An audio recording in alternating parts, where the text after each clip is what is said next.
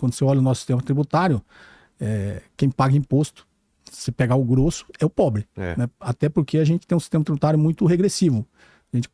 Mais da metade da nossa arrecadação é consumo e produção. Então você tributa quem consome, quem produz, e tributa muito pouco renda e patrimônio. Quem tem renda e patrimônio acumulado. Né?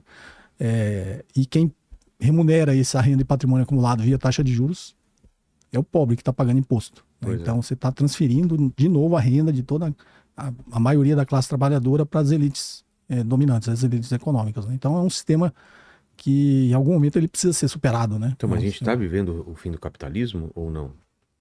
No mercado financeiro, medo, ganância e ansiedade podem estar te atrapalhando de ter o resultado que você quer. E eu sei desbloquear com você. É só um empurrãozinho. Dia 13 de julho tem material gratuito aqui no link da descrição do vídeo. Vai ser 2 oportunidades, às 6 horas da manhã e às 18 horas, 4x3. Lá a gente se encontra e lá já é o topo, porque o sucesso começa agora. Está na boca dele, ele está nos últimos suspiros, ou ele tem uma capacidade de gerar uma crise e depois se reinventar? Porque tem algumas fases do capitalismo que teve realmente uma melhora da população, né? De poder de compra, de qualidade de vida. E por que de repente isso se transforma em algo ruim na história, né, do capitalismo? Tem um pessoal que costuma dizer que o botão de emergência do capitalismo é o fascismo, né? Então, já várias pessoas tiveram que falar isso. Então a gente está... isso foi... E por quê? Na Primeira e na Segunda Guerra Mundial. Né? Porque a quebra da Bolsa em 29 e depois de um tempo você vai ter a guerra. Esse discurso um pouquinho mais filosófico que eu estava falando no início, sabe? Por que ele é o botão de emergência? O capitalismo gera todas essas crises e quando ele chega em algum momento, ele tem uma maior parte dos seres humanos, da população, está na miséria, está na pobreza, está na dificuldade, está no emprego mal remunerado. E isso gera no ser humano um sentimento... de urgência, de revolta. De urgência, de revolta, e esse ser humano é muito mais fácil de ser manipulado. Claro. Qualquer pessoa que chega com um discurso coloca a culpa nos imigrantes ou no... que escolhe um inimigo, porque nesse momento a gente precisa de um inimigo. Exato. Quem é o culpado, por outro lado? Quem é o culpado? Até a gente, quando porque temos, graças a Deus, né, somos privilegiados, temos uma condição melhor, mas em alguns momentos da nossa vida, quando a gente está decepcionado com alguma coisa, a gente também fica muito mais tendencioso, ao invés de fazer uma reflexão mais profunda, de melhorar, de se reinventar, a gente tem sempre a tendência de achar um culpado. Seja ela uma pessoa, seja o sistema, seja a empresa, né, seja a cidade, alguma coisa você precisa achar um culpado. Então, nesses momentos surgem esses líderes, né, com esse discurso fascista de que ele consegue aglomerar essas pessoas pelo ódio, né? Pela necessidade, pela urgência de mudança. E aí a urgência de mudança é você eleger um inimigo comum, né? Eu tenho um inimigo comum. Então acho que o mundo está passando por essa fase. É uma fase bastante conturbada agora. Quando você falou, a gente passou um momento de estabilidade, foi justamente quando o Estado foi grande, né? Aqueles do final da Guerra Fria. Depois do pós-guerra veio o Bretton Woods, né? Então, de Bretton Woods até 1971, quando os Estados Unidos abandonou unilateralmente o padrão ouro, foi a fase de melhor bem-estar da sociedade que existiu na história, né?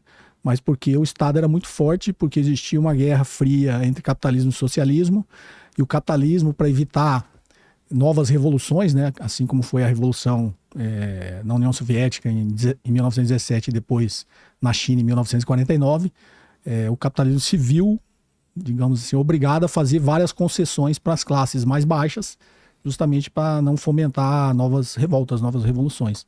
Então foi um momento em que o capitalismo utilizou o poder, o tamanho do Estado para prover... Fala capitalismo, não existe um ente que decida essas coisas, é uma coisa meio automática, porque não... Ou é os Estados Unidos que meio que lidera isso? Quem que organizou isso? A gente precisa fazer isso, senão o comunismo vai avançar.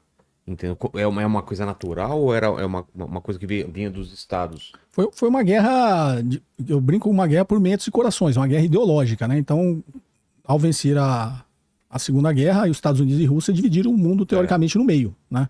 Total. Tanto que teve lá a Alemanha Oriental e a Alemanha Ocidental. O país foi derrotado.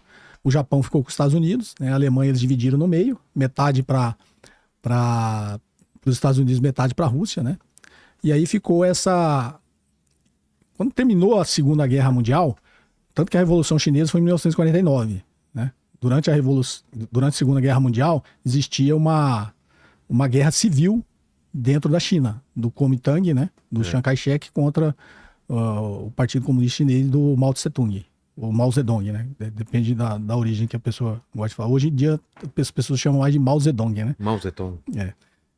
Que é o Mao Tse-tung. Mas aí existia essa guerra civil, existia durante a Segunda Guerra uma invasão do Império Japonês, ali pelo norte da China, ali na Manchúria, para tentar colonizar a China.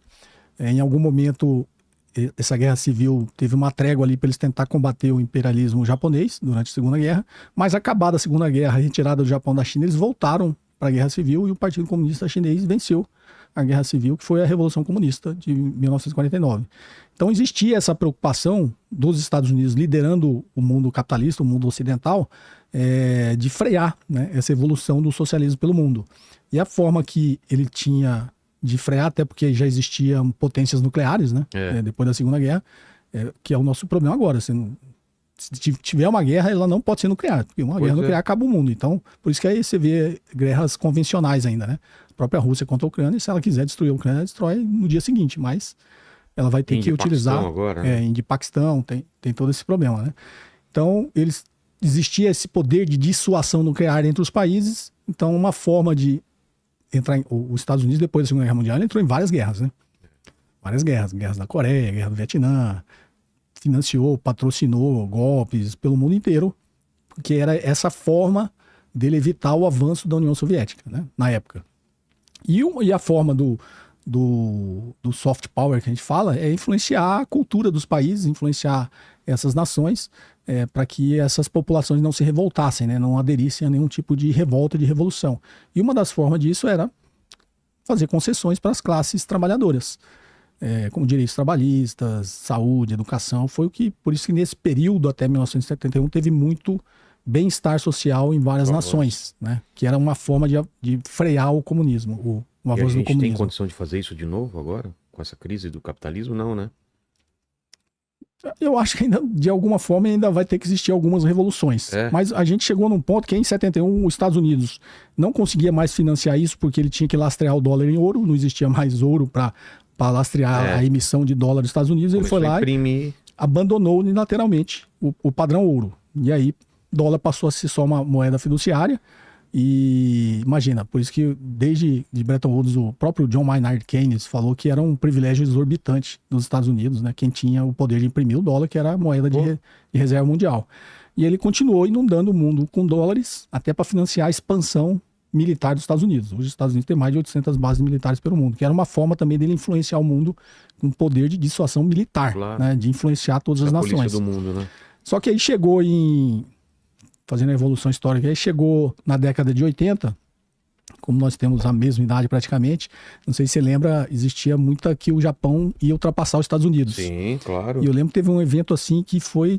Tudo era made in Japão. Made in Japão, tecnologia, a economia crescendo. E eu lembro que teve um evento que me chamou muita atenção, acho que foi o que despertou o negócio no orgulho americano. Foi quando os japoneses compraram o Rockefeller Center. Nossa. O Rockefeller Center, na época, era um símbolo do capitalismo americano. Aí eles falaram, não, temos que frear esses japoneses aí, né? Eles fizeram o conhecido Acordo de Plaza em 85, né?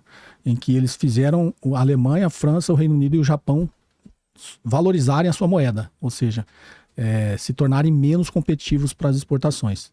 Desde então, eu fui morar no Japão no final de 1990, né? Então, em 85 fez isso aí, foi quando o Japão... Desde então, o Japão não cresce mais. Estagnou a receita. E como que se faz essa valorização de moeda? Na realidade, os Estados Unidos fez os países valorizarem a moeda e fez eles também então, mas como que um país derrubarem algumas barreiras tarifárias contra os produtos americanos, né? Tá. É só o Banco Central parar de defender a moeda, né? Ah, é? Deixar flutuar. Porque o Rockefeller Center. Porque quando você pega... Esses países, depois de Bretton Woods, todos eles tinham um câmbio fixo. Né? Quando você deixa flutuar, igual a gente, quando teve a máxima de desvalorização no real, a gente liberou o câmbio em 1999, o real saiu, eu lembro, de 1,21 para R$4, né? Então, só as autoridades monetárias do país decidir, eles deixam a moeda se valorizar ou desvalorizar, né? É mais difícil você defender o inverso, né?